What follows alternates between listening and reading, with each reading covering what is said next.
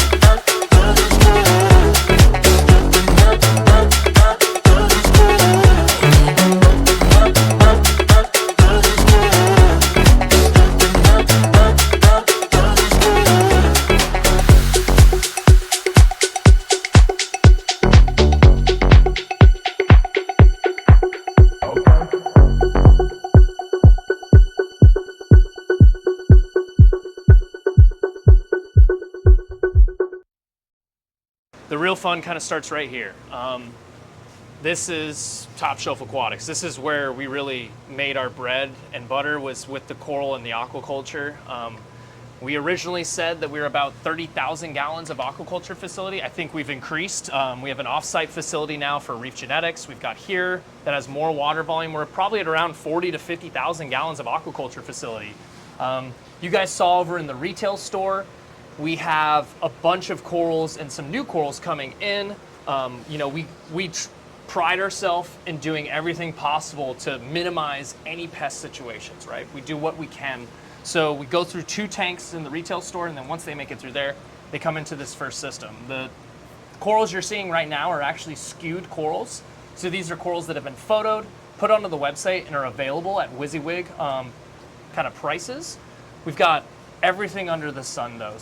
Top Shelf's really known for their sticks. That's like the big thing we're really known for. But we pride in everything under the sun. Mate, there's a lot more in here than stick, just exactly. sticks. LPS, soft corals, whatever. We really do try to hit everything, because the hobby isn't just sticks, right? There's more to it. So WYSIWYG is also sizes, not just frags.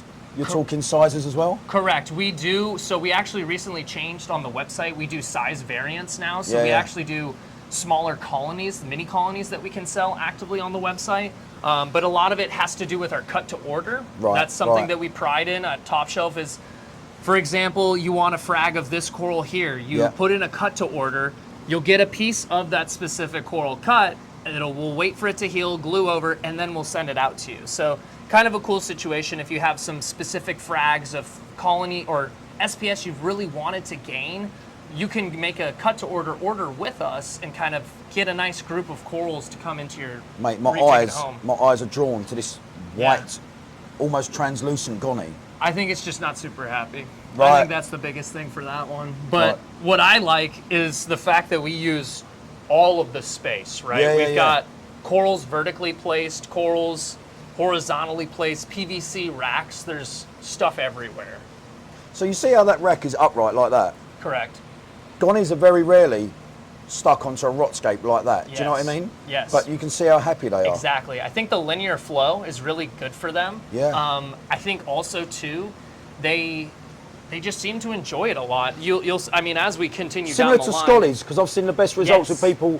Scallids are either angled on the rockscape rather than flat on a substrate. In the wild, most of these scolemia that we're finding are actively on the rock face, directly on them. They're not on the sand bed. That's not what they like.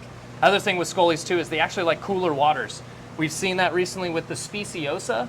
If you feel this tank comparative to this tank is colder than the other tank because speciosas tend to like a little cooler water. So we've been playing with things here. TSA's very dynamic in how we can try and do different things, right? And of course, we've got corals everywhere, right?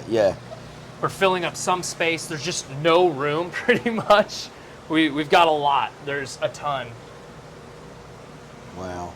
And then lighting-wise, just to give you guys an idea, we're utilizing a ton of the Radion lights here. There's a mixture of the Gen 4 and Gen 6s, but it's mainly the Gen 6s. The Gen 6s, obviously them being the newest one, but we've started to integrate the lens kit on a lot of them because if you see how much we have over 100 Radions. It's a lot of power we're putting out. It's a lot of money to run that power bill. With the lens kits, you get the intensity without having to run it nearly as powerful. So it's a really good thing for us to run all the lens kits on these lights, and it brings back to that original Gen 4 Radion spectrum that we loved so much. And so that's kind of what we've started to transition. You can see this tank, though, with all the sticks, is getting a lot of the more white spectrum. Kevin is a really big proponent, pusher on sticks need to get full spectrum. They have to have peak sunlight at some point during the day. Well, they look like they're enjoying it. For sure. And you can see in some of the colonies, too, the fragging that's happening. That's some of the cut to order, right in front of you, right? Look at the tips on this. Snosberry, really cool one. And we originally had it was one whole colony. We recently fragged off that mini side here, but man, it's a really cool and unique one. The Ore Pearlberry, I mean, there's a lot of really nice stuff, like anything and everything. But what's even crazier is like, this is just one section, right? One turn of the U in the farm. Yeah, All of these systems are connected together, right? So this whole line is going to be attached all the way down. Same with this line, they'll be attached all the way down. Yeah, my eyes are struggling to keep up, I'm not going to lie. For sure. Can we walk around another 300 times, just so... Absolutely. Just no in problem. case I miss anything? You will miss something. Oh, I know. Because I work here every day, and I come and see something new every day. That's what's so crazy. So what is about your this job place. day to day then? Social media, I do the YouTube channel, so I'm actively doing the YouTube channel, and then I come in and I'll do marketing for Instagram, Facebook, stuff like that. So I'm creating the content basically. So for a while, Top Shelf didn't really play into the YouTube side of things, and recently we've started to really hammer in on YouTube, and it's been a lot of fun. The face. The face, I guess I'm the face. An ugly face, but a face. Well, I didn't say that. I would never say that about you. These 2 rows of tanks are the oldest systems in the farm. So these have been around the longest. Look at the flow going on in there. Yeah, this tank is a really good example of what kind of flow these corals actually need. My God. Like, it's a lot of flow. If you look at the surface of the water, I mean, it's extremely turbulent. Yeah. The fish love it. Our fish are working fish. We have no fish in here that just look good. Everything has a job, right? You can't just live rent-free at Top Shelf's farm. You kind of need to do some work. But yeah, I mean, there is a ton of flow. That flow is We've got insane. the Return, you've got the CJ Voyagers. Yeah. And what's also interesting is we've been implementing more flow on the bottom to try and continue to get stuff out from the bottom, kicking detritus up and allowing the tank to be as clean as possible. We had some systems before with sand in the tanks. How did that go? It was fine, but we've recently transitioned away from all sand just to make things as clean as possible and really juice the flow. To literally maximum capacity Maximum before it's capacity, jumping out the tank. exactly. Wow. The other thing too that's very unique with flow, and most people tend to forget, is that once you start growing the coral, you need to adjust your flow to that new growth. Because as the colonies fill in, where you were pushing flow originally to isn't actually getting to those pieces and parts that you were hoping to. So changing your flow is a dynamic thing you have to do in your reef tank. Well, something you need to remember. As the colony gets bigger, obviously that is going to restrict as well. Exactly. It'll slow down everything. Yeah. The fish you see go through kind of like a rough QT. It's more of a conditioning process. They go through a conditioning process. Once they're done, they then make their way into the farm. As the fish get too big for the farm space, we usually tend to bring them to the retail store or ask other public aquariums, other facilities that need bigger fish. But we recently just put this. I love the pipe. Yes, so PVC, right? So if you think about it in the grand scheme of things, it's brilliant. That flow is whipping underneath, over the top, everywhere. round the side. Yeah. But what happens when a coral encrusts on a rock? It's a pain to get out. And if you're a farm, you want to get in and get things out easily and frequently, right? So you want to be able to get in and you want to be able to just pop these out, right? And take them out, and then you can frag them. And then you put them right back in. And nothing changes for the coral, right? Like, they still are in the same spot, the same area that they like, but we're able to just remove them easily and frag as we need. Really, really quite something to look at. It's crazy. The colony of the fawnies, like, it's insane. A reefer's paradise, really. Oh, mate, yeah. I mean, every single reefer needs to come here and see something like this. Do you know what I mean? For sure. On this scale. Exactly, on a whole different scale. With this variety of corals. And this is what I was kind of talking about on the podcast, right? Was the idea that we're not a garage guy, right? No. It's hard to run a facility like this without an extremely smart and balanced team. It takes a lot of people to make this happen.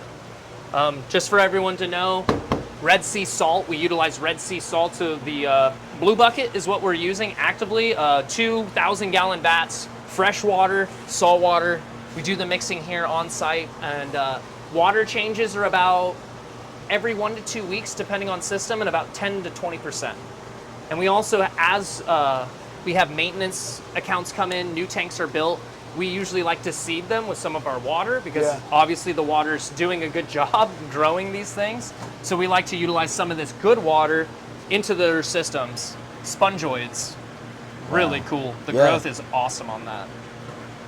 There's corals here that I have never ever seen. Yeah. That I've never I was just seen. talking about it off camera. I feel you guys have an amazing selection of fish. Yeah. And I think our corals are kind of out of this world. I Yeah. think we kind of reign supreme when it comes to corals.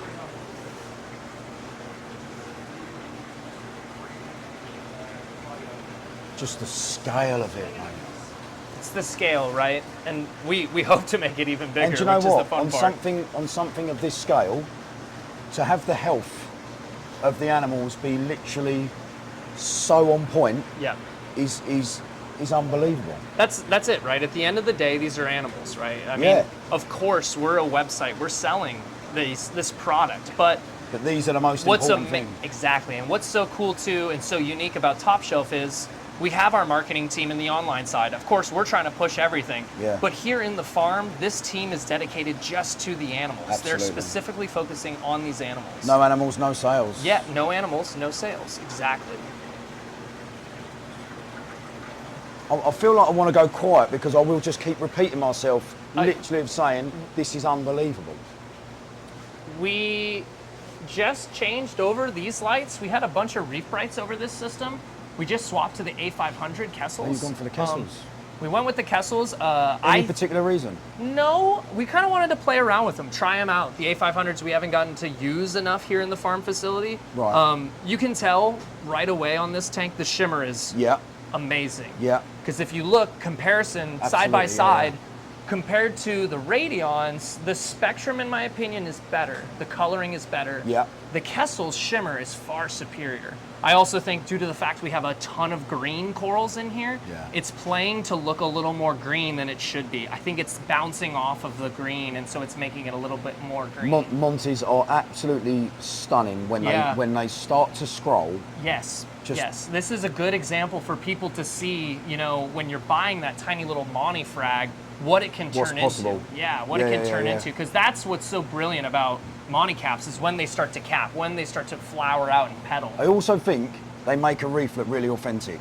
Yes. I really do. For sure. I think having a choice Monty cap is really nice in any reef system. Of course, I think the other thing too, especially with these grafted Monties, is you need to be willing to bonsai frequently. Yeah. It's not just you set and forget. Yeah. There's a lot of work that comes with grafted corals because one color normally becomes dominant, which makes it difficult to maintain the other colors. Yeah. You can see it in this mind meld here. Yeah, yeah. There's a lot of red on the outside. There's a decent amount of green on the inside, but the dark green is hidden. Yeah.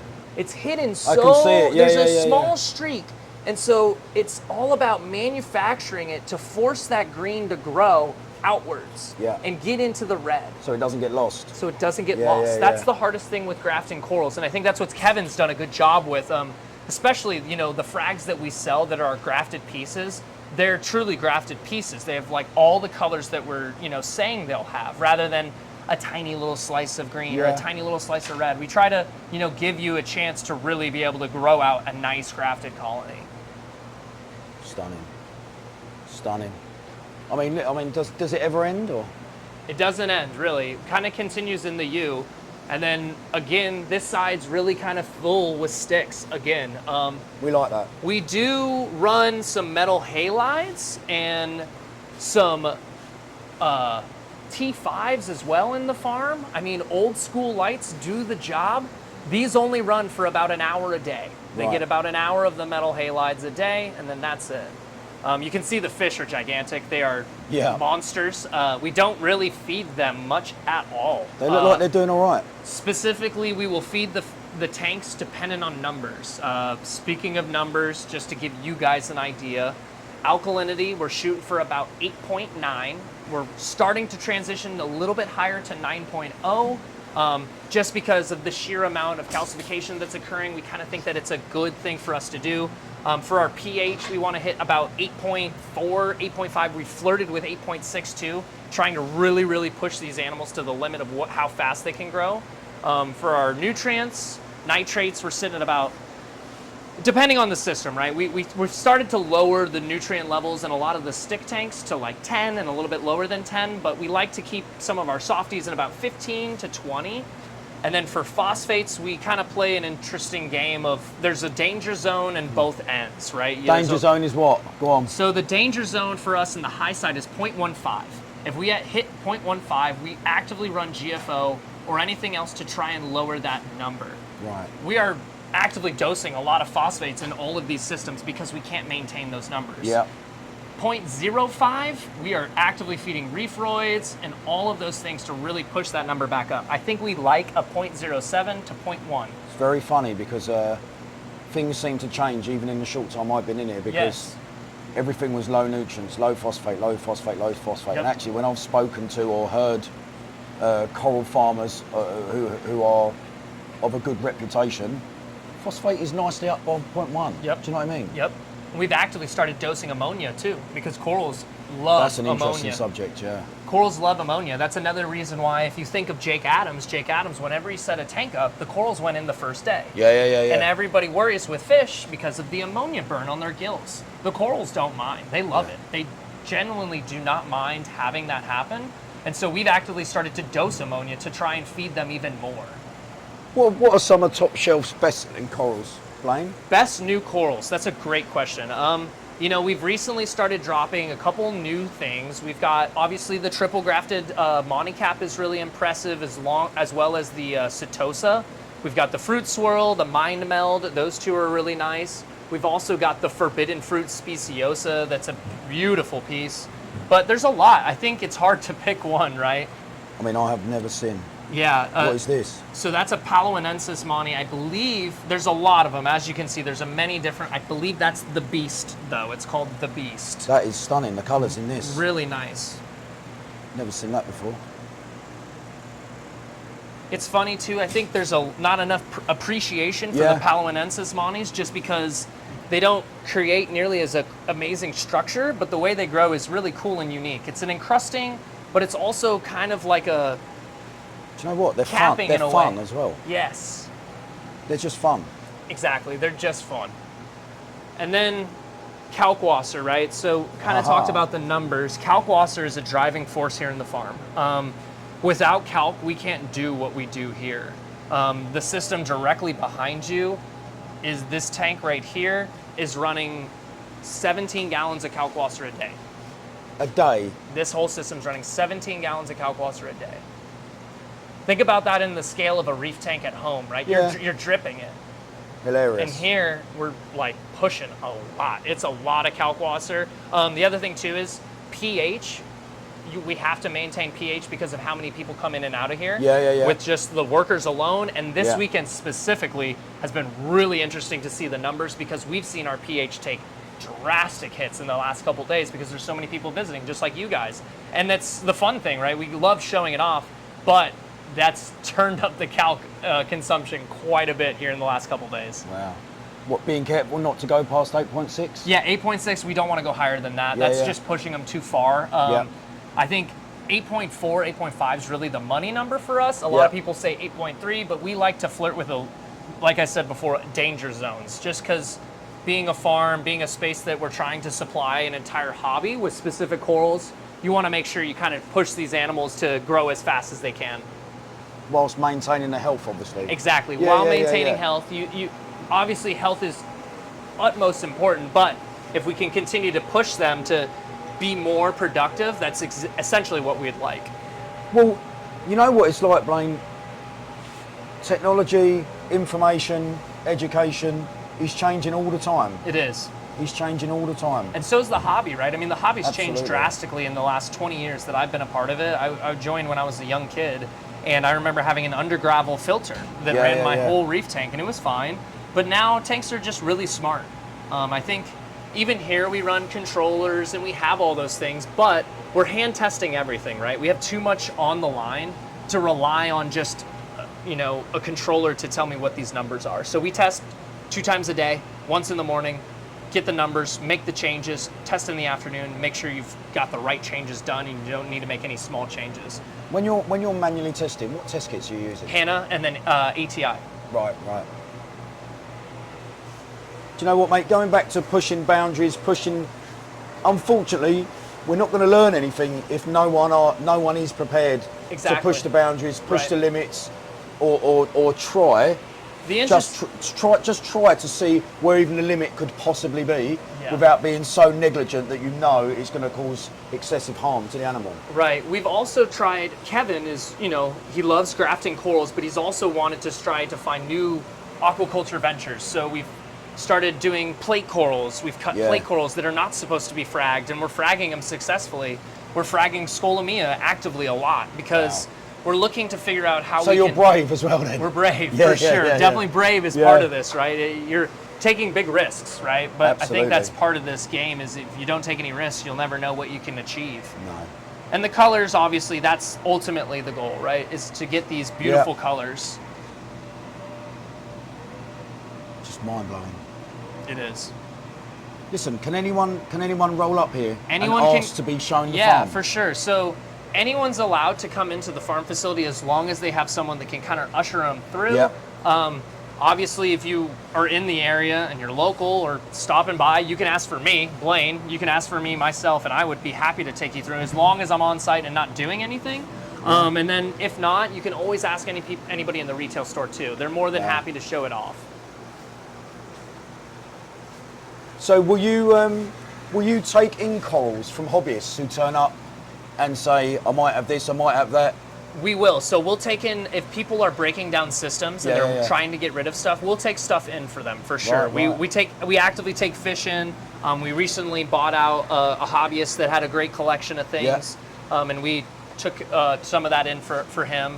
Kind of helped him get out of the hobby and then helped us kind of get some new pieces that we didn't have. I was going to say, that must be really nice if you find a hobbyist, a local hobbyist. It is. Even if it's sad that he's broke his tank down. Right. And you find that he's actually got a coral here that you may not actually have. There's a lot. I mean, I can almost...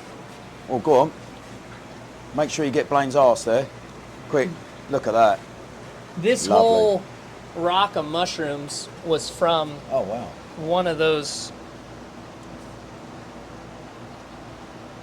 It's full of corals, as you can see, tons and tons and tons, but that's an example of, and they're all just like that, and they're just, we're lucky enough that we, have enough people here locally that can kind of help us source these things. Right, so talk me through. Yeah.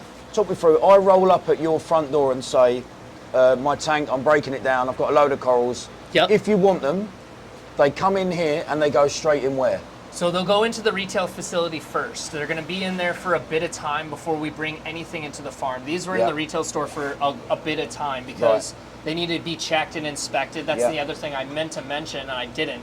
Every day they go through an entire inspection of all the systems. Every single spot, every single coral gets inspected. They do that in the retail store as well. So the farm team will send a couple people over. They'll inspect the corals over in the retail store. And as we continually dip and transition these corals to our way of life here at TSA, we then can transition them to the farm facility. It takes some time though. It's not a quick, change for these corals. Well, it only takes one thing. Exactly. It one only pest. takes one thing, one pest, and everything. You kind of throw away everything that you've wanted. But as you can see, I mean, there's a lot of people working in here all the time. So there's a lot of eyes on each coral, which is good.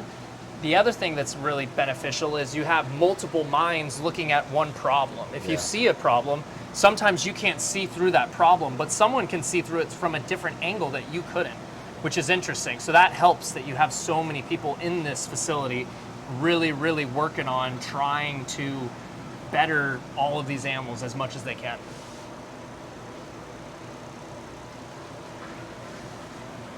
Totally blown away.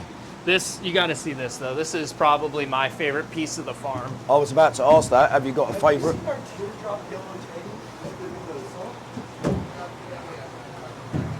Wow. Yeah. So the cool story about this coral is about 7-8 years ago, we got in a Zoa plate, right? Basic Zoa plate like this, and there was a tiny, tiny gold thing that looked like a Mahano on of it. And Kevin decided, no, let's wait. Like, let's let it cook, let's let it grow. And now it's turned into 450 million heads. Bunch of heads. What's cool about this is it's almost in a way a truly aquaculture euphilia torch.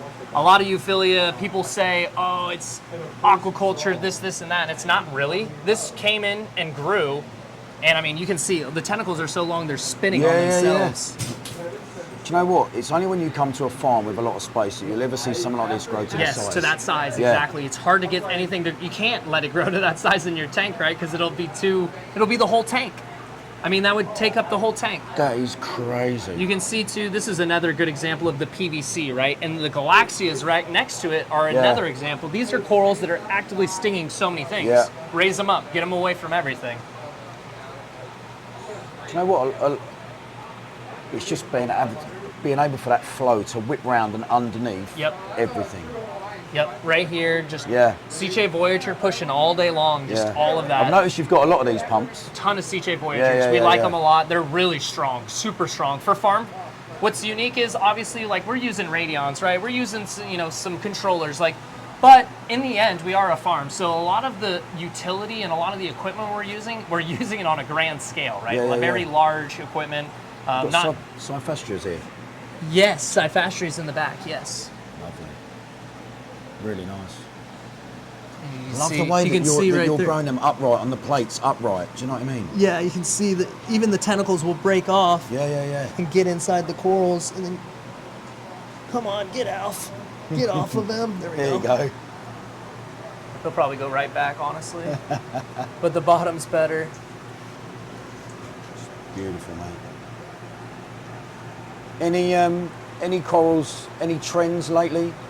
Any corals that were sitting in the doldrums for a while and then all of a sudden have had a resurgence? That's a really good question.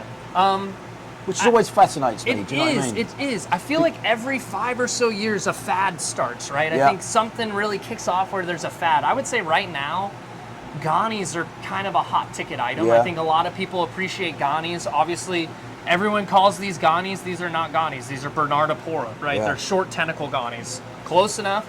But if you put this next to a Ghani, you're gonna kill it. They're gonna kill each other. Yeah, I've heard that about them. So I would think those chalices have been hot for a little bit of time too. I think the larger showpieces have been kind of big, like the Acanthophilia, the Scolemia. Those have been kind of big ticket items for us that have worked out pretty good. The Scollies are they're a sore subject, mate, because I've seen in your shop some of the most beautiful pieces with the most beautiful colorations, and obviously hard to find, right? Well, particularly for us in the UK. Right. Yeah, they're we get pretty spoiled with what we get to bring in, and of course we're bringing in some corals too, right? It's not like we're only aquaculturing, but whatever we're bringing in is stuff that's extremely difficult to aquaculture, right? Acanthophilia, Scolemia, these things that are spawning in the wild, lobos, these things that we can't frag extremely well, but we still want to make sure that we have it for people at home if they want it. How have you found the recovery of the Scollies that you're fragging? Fairly good. Right. The biggest issue with that aquaculture venture is that once you frag the Scolie, it's how long does it take to get back to be a Scolie, right? A round Scolie or anything worth really, buying. And so that takes a long time. And so that's why we're trying to play with these ideas and learn it just in case, like if any of these places do shut down again, we will be ready for that. But I think we still want to just try to learn more about the animals all the time. We had it in the UK recently. We had some, they must have been aquaculture Scollies that come in because they weren't kind of pie pieces, right? Yeah, exactly. Yeah. They're kind of, that's what we do. We cut them up like a piece of a pie, but it takes a long time. And that was the first time in a long time that they'd been available in the UK to buy. Oh, wow. Like the bleeding apples. And I'm sure they were probably hefty priced. They were, but they got snapped up. Oh, quickly. Straight away, yeah.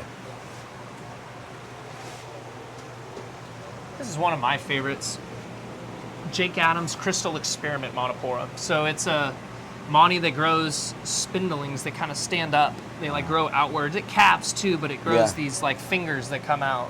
A unique piece, cool piece, legacy piece with Jake. Mate, I would have to walk around this facility all day. Oh, yes, for sure. To be comfortable that I've not missed anything. To actually see it all, if you would need a whole day really and to everything at the moment is for sale. Pretty much, yeah. Everything's for sale. Outside of some select things, but I mean, like even some of our nicest pieces, we have frags of them ready to go and available. So what is the plan for this particular torch? Continue to grow it, continue to frag it, try to get the price point to come down a little bit as it grows out. I mean, it's, you know, a really nice torch, as you can see, and it's aquaculture. So we've got it at a pretty high price point. So I think that ultimately that's the goal, is continue to aquaculture it, continue to grow it so that we can try and get the price point down a little bit. I mean, never seen anything like it. Yeah, and what's crazy is it was all one colony at one point, and we just recently did this, you know, split about 4 or 5 months ago, and it was even more impressive when we hadn't fragged it yet. But Kevin, the main curator and one of the owners of Top Shelf Aquatics, he was the one that ended up fragging it, and it was like his baby, like putting it to the saw, you know. And I bet he was shaking. Yeah, and there's a lot of risk, right, with cutting euphilia and, you know, things like that. There's the chance look at the insane colour as the tentacle gets to the bottom. Yeah, it's insane. And there's some that are like candy caned that look like green and yellow as they go through.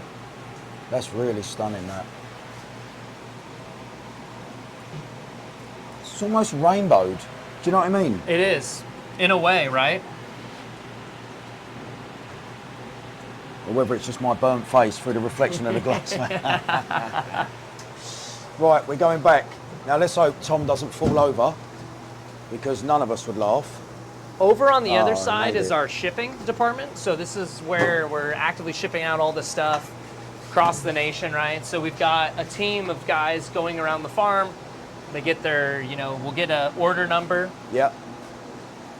They'll go in, you know, covering the name of it. We've got, you know, 3 corals and phytoplankton. So they've gone in, they've grabbed the 3 corals. They're going to label that one as well, but they'll label them and then they'll bag them up and get them all preset here.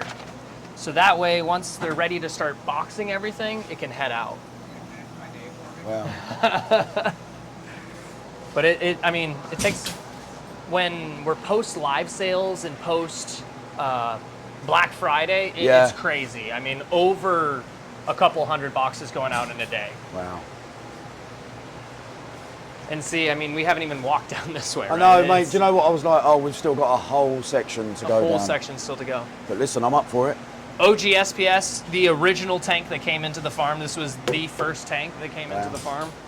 Here is a really good example of a bunch of the mind meld colonies. Yeah. We've also started playing with putting all the different colors on and trying to force a really intricate spiraling situation. Had any success with that so far? That's about as successful as we've become. Yeah. Here too, this is a pretty good example. Very cool. It's hard for sometimes, like I said, there's more over here too, but it's getting that nice color and shape. Like this one is brilliant in how it's kind of swirling around with the green and the blue. That's a great piece, that. Yeah. With the different colours, with the blue on top there. And all the fish are so friendly here too. They don't mind anybody. Wow.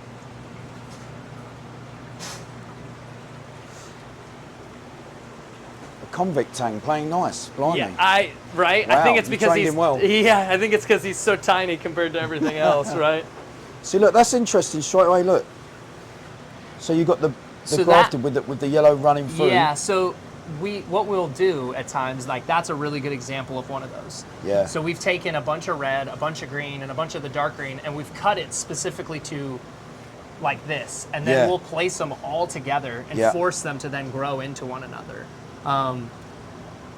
It makes for a really cool kind of pizza style. You've obviously put quite a lot of effort into this, so there's obviously a lot of demand for the... There's a decent amount of demand for it right now, but I think the hardest thing is trying to get, like we talked about before, is get enough frags that have all 3 of the colors. Yeah. That's the hardest part. Yeah. Because obviously selling that is a much heftier price than selling a frag of it, right? Of course, so trying to be able to get all 3 colors in a frag is definitely one of the bigger challenges we have here when it comes to the grafted corals. Any really rare corals? I mean, more of the spongoids. I think rare-wise, we've got, we've gotten in a lot of one-off pieces before, rarity-wise. Yeah. I think we have some you know, we've got angry birds. Yeah. We've got the forbidden fruit. There's some really nice kind of high-end corals that we have. Powerball mushrooms, a bunch of those. We've got a lot of high-end stuff, but rarity-wise, I think the rarest piece we ever had come in was the Scully that was, I couldn't even name the amount of colors it was. Wow. There were so many colors in it, and we ended up, it was the one we talked about on the live stream, Yeah. and we ended up selling it for a crazy amount. But yeah, rarity-wise, I think there's a lot that's pretty high-end, I guess is more of the name I would put it as rare. High-end, yeah.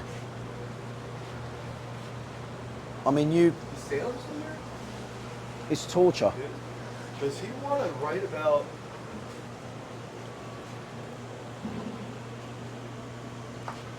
Just ask him. I'm sure he will. He's either in here or in the studio. The funky growth on this here. Yeah, so Setosas, they do that weird growth. That is weird, isn't Really it? funky. That's what I like about nature, mate. You Me never too. ever You know. never know what's Two gonna corals happen. going to grow the same. I love that.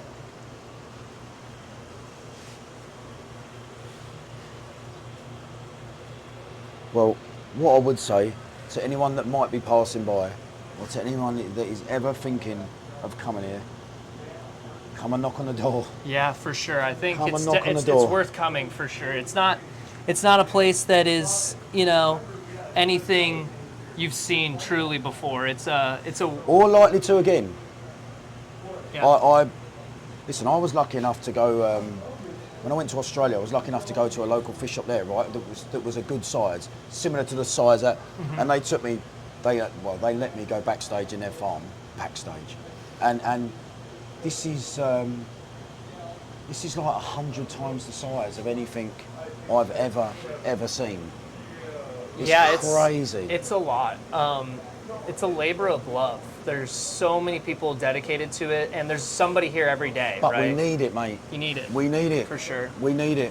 We You need have to people have, like you, man. this place is very unique. It's like a seed bank. If there's colonies from specific vendors that they lose, like the ORA Pearlberry is a great example. They had a struggle with their main colony and they lost some of it. We were Yeah. able to frag our colonies and give them back what they originally gave us in the first place. Yeah. I think that's really cool. Having the ability to create a seed bank in a Yeah. way for corals is really, really special.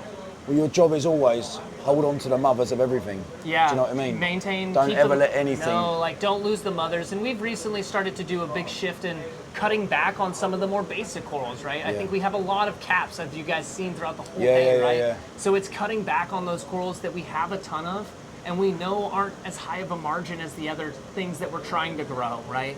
Make the room for the angry birds. Make the room for all of those high-end stuff, the Yeah. Taj Mahals, those things, and get rid of the more basic stuff. We're never going to get rid of it entirely, Yeah. but just minimizing the stock we have, because every one of these corals is soaking up things that every other coral needs. So if it's the basic bird's nest or these other things, they can go, right? And we Yeah. can then get more room for some nicer things. Well, I don't think I will ever be able to be in a facility where my eyes are literally, I mean, it's like being at a tennis match. You know, Yeah. you go left, right, left, right, left, right. Yeah. Yep, just like that. It is. It's a really impressive spot, and we're proud of it. And being able to share it with you guys is a lot of fun. This is what I love to do, is to bring people in that have never seen something like this. And you know what? It's eye-opening. That's really great. The fact that you are at the top of the tree in terms of aquaculture, right? But anyone can knock on your door Yeah. and ask, listen, do you mind? Are you busy enough? Could I come and see your farm? So you're not gatekeeping, you know, it's all here for and any... just like you guys got to film everything, right? Like Yeah. when you walked in, I didn't look at you guys say, hey, you can't film this, you can't film No. that. Like it's all, we're not hiding anything, right? We really want to teach, like, because in the end, right, if we sell someone a coral, right, the last thing we want is them to immediately kill it, right? Yeah. We want them to have a good experience in the hobby. We want it to be enjoyable. We want them to come back and buy more frags, not the Yeah. same frag, but more frags. So teaching them, getting them to learn these tanks and giving our tips and tricks. You know, that's why I thought starting the YouTube channel. And was you so hope that important. passes down. Yeah. Because the new reefer is everything, isn't it? It's everything. I mean, we see our big part of our customer base is new reef keepers Yeah. all the time. And for everybody watching at home, the first 365 days are the toughest days Yeah. in reefing. And most people get out. They can't maintain. And I think what we try to do is curate a space where people can come in and ask the questions, Yeah. try to figure out what's going on with the reef tank, help them with testing, help them with figuring out their corals, like whatever's going on. We want to make reefing fun for people, right? Yeah. Of course, we want to sell them stuff, but we want to make it fun and we want to make it enjoyable. It's also inspiring. People need It is. inspiration. Do you know what I mean? I'm Exactly. talking from my own self there. For I sure. need to be inspired, mate. Yeah. This hobby, there's no end game. No. If there was an end game, I would find it boring. Right, I need something that is going to continue, and I need to always never ever feel like The hobby, every day you come in, it's like going to class. Yeah. You're going to school every day, really. I mean, I learn something new every single day, especially when I get to sit here and hang around a lot of these people that are been in the farm, Yeah. been around this hobby for a long time. I feel really lucky in what I get to do every day because I wasn't in this industry before Top Yeah. Shelf. This is my first job in the industry, and getting the chance to bring a fresh set of eyes and Yep. excitement, a new level of and learn. enjoyment for Top Shelf has been really cool because a lot of them have been doing this for over 10 years. You know, there's Frank, there's Kevin, there's all these people that have been doing it for 20 years or plus, and That's really great, isn't it? for me to be able to come in and then give a fresh, excitement, because I get excited when I see this stuff. It's really, really breathtaking because I know I keep reefs at home too, and it's hard. They're not easy to do, and to see what they do here it's like you said, inspiring in many ways. 20 years, some of these people have been here looking after these animals. It's no different to having a dog at their house, is it? Yeah, Do you know what I mean? exactly. I mean, I think we treat these animals just the same. I know I Absolutely. treat all my fish and corals so they just the should. same. Yeah, and And so they should. Exactly, so they should. A lot of people get the misconception that corals are just, rocks, right? They're just Yeah. not living animals, but each of these are animals. All of them are living animals. I'll tell you one thing I found really great at Refugium, right? The amount of people that took their kids, and you just hope that event or the same next year or the same just keeps them inspired to want to get their first tank at 8, 9, 10 years old or however old they are. For sure.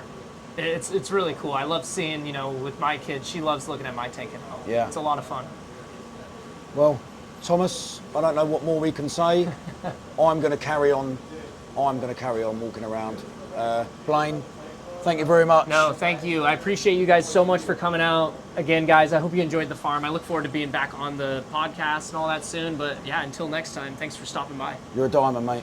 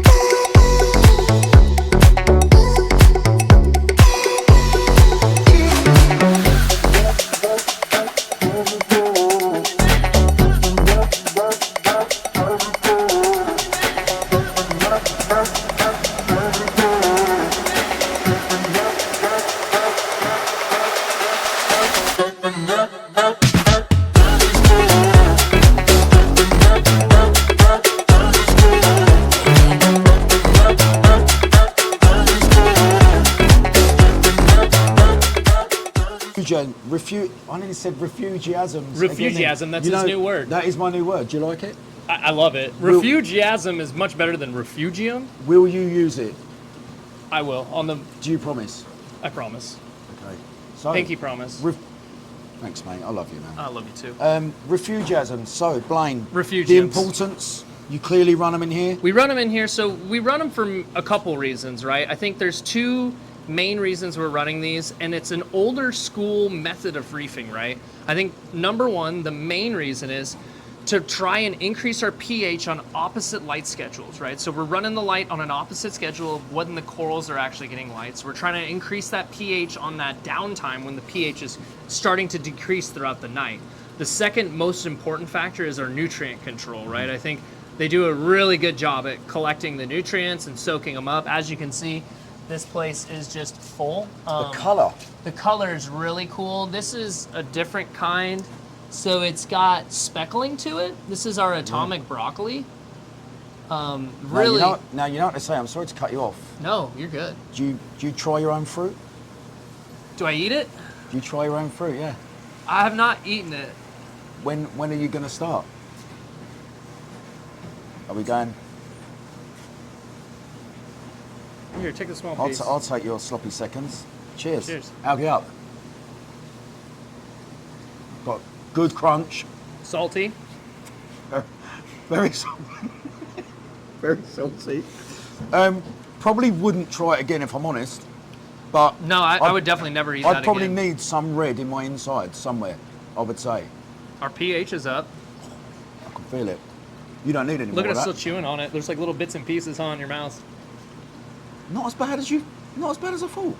No, not good. I wouldn't want to roll sushi in Now it. Paletta, we had him. Now Paletta, from Paletta's Pink Tip, did say that he tries most algae. Interesting. Absolutely. Well, I never thought I would have done that, and I did it. I think we're now proper professional reefers because we know try it. our own fruit. Mhm. How many of you are doing that out there? How many of you are doing it? How many of you are trying your own fruit?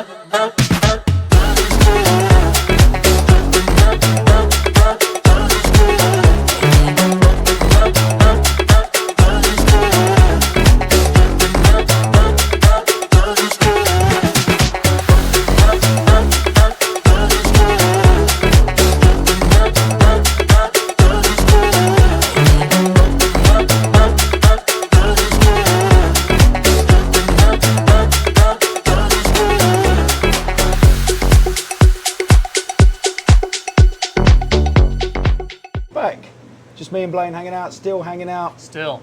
We've just saved Tom from a potential life-threatening situation. Tom's just had a gulp of water, which his body is clearly not used to. He was hacking. He was in a bad way. It was bad. We laughed though, didn't we? It was awesome. So, Blaine's now going to take us around the invert section. There are some monsters in here. So this is our online invert section. There's a collection of many different things in here that we have, but we like to kind of provide a wide range of inverts available on the website, whether it be your common pincushion urchin, or if you want to change it up and go with maybe something a little bit bigger, like some some turbo snails or things like that. We have all kinds of different stuff though. Astrias, red leg hermits, blood shrimp. What we also are doing is we're actively aquaculturing a lot of these different animals that we're trying to play around with. We're actively aquaculturing trocus snails, stomatellas, colonista snails, dove snails. There's a lot of different things we're trying to work and culture on. This smaller section over here on the left is going to be our conditioning section for our fish.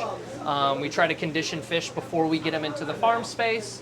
And sometimes when we have some nice higher end fish, we'll bring them in here to get conditioned. Sorry and to then cut you worked off. on. Is No, that a you're Griffiths good. angel down there? The Griffiths angel is amazing, right? Yeah. Totally beautiful. And right next to it's a zebra tang. So we've got two really high end fish Lovely. down there that we're actively conditioning for a customer of ours.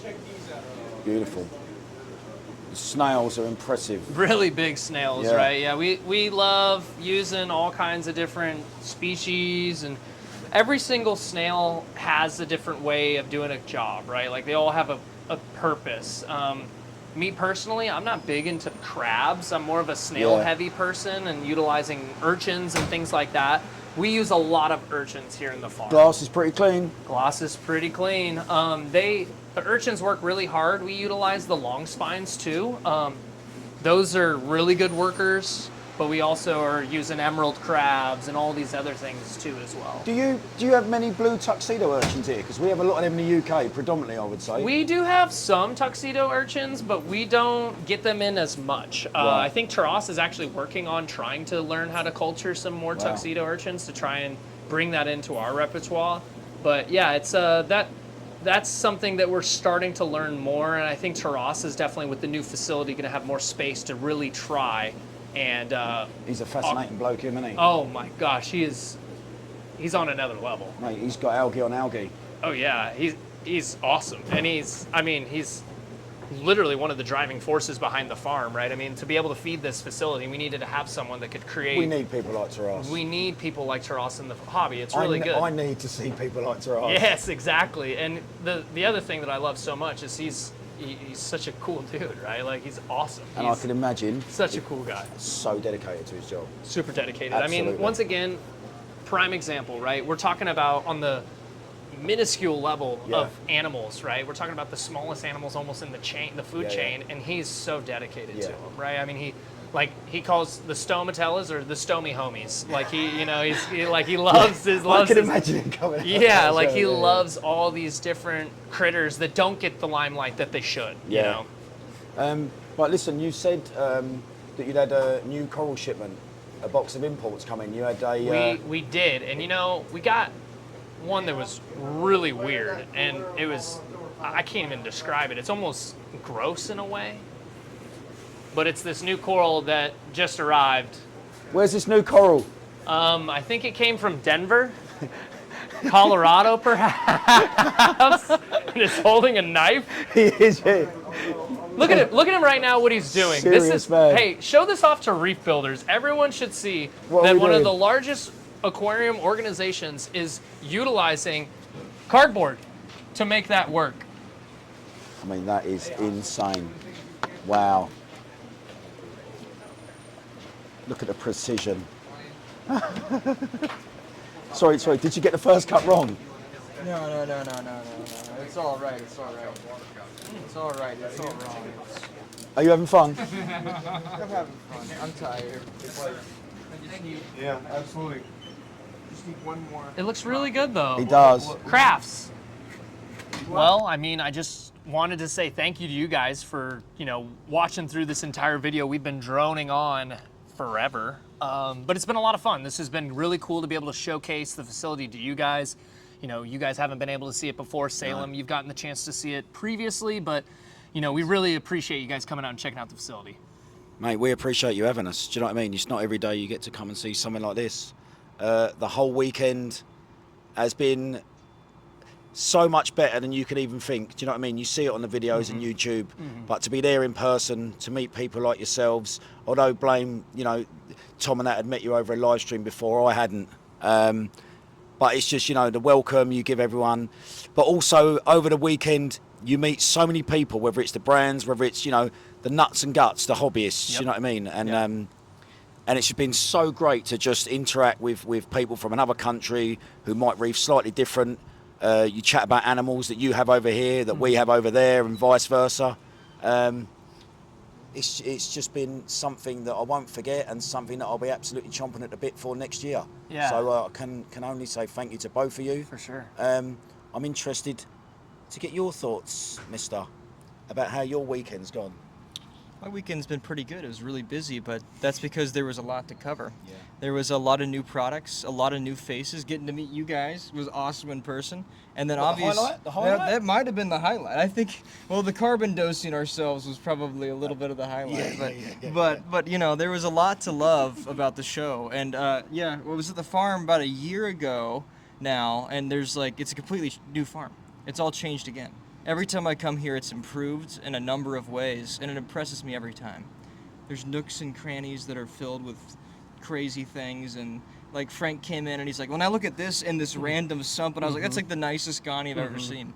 So top shelf is truly top shelf, I would say. And I think that shows also that you say it's changed in a year. That shows you that hobby's going in the right direction, mate. Do you know what I mean? I think the other thing too that's so special about this weekend in particular is the fact that if we were to talk about this, and I've heard this several times, to anyone in the normal world, reefing, keeping fish tanks, no one would give a, No, it would be, you know would what be I mean? sectioned. Yeah, they don't care. But when we get here, we're all these like-minded people, and we get to geek out over it. great, It's isn't it? really fun and cool. So I appreciate you guys stopping by again. Thank you, and I can't wait to be on the podcast again. Nerds can have fun. Nerds are cool. Bring back the nerd. That's right.